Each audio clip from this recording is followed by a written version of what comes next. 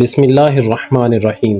السلام علیکم ناظرین گرامی، یہ راز تھا مسلمانوں کا دنیا پہ حکومت کرنے کا۔ غیاث الدین بلبن ایک دن شکار کھیل رہے تھے، تیر چلایا اور جب شکار کے نزدیک گئے دیکھا تو ایک نوجوان ان کے تیر سے گھائل پڑا تڑپ رہا ہے۔ کچھ ہی پل میں اس گھائل نوجوان کی موت ہو جاتی ہے۔ پتہ کرنے پر معلوم ہوا کہ وہ پاس کے ہی ایک گاؤں میں رہنے والی بزرگ کا اکلوتا سہارا تھا اور جنگل سے لکڑیاں چن کر بیچتا اور جو ملتا اسی سے اپنا اور اپنی ماں کا پیٹ بھرتا تھا۔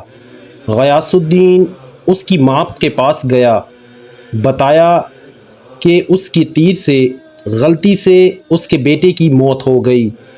ماں روتے روتے بے ہوش ہو گئی۔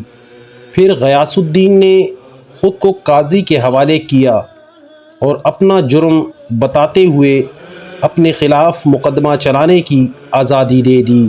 قاضی نے مقدمہ شروع کیا، بوڑھی ماں کو عدالت میں بلایا اور کہا کہ تم جو سزا کہو گی وہی سزا اس مجرم کو دی جائے گی۔ بوڑھی عورت نے کہا کہ ایسا بادشاہ پھر کہاں ملے گا جو اپنی ہی سلطنت میں اپنے ہی خلاف مقدمہ چلائے۔ اس غلطی کے لیے جو اس نے جان بوجھ کر نہیں کی، آج سے غیاث الدین ہی میرا بیٹا ہے اور میں اسے معاف کرتی ہوں۔ قاضی نے غیاث الدین کو بری کیا اور کہا اگر تم نے عدالت میں ذرا بھی اپنی بادشاہت دکھائی ہوتی تو میں اس بڑھیا کے حوالے نہ کر کے خود ہی سخت سزا دیتا۔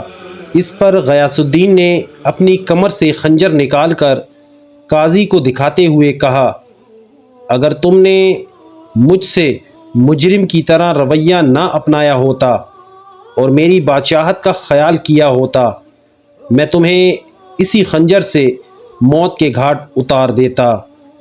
یہ تھا راز مسلمانوں کا دنیا پہ حکومت کرنے کا۔ سبحان اللہ۔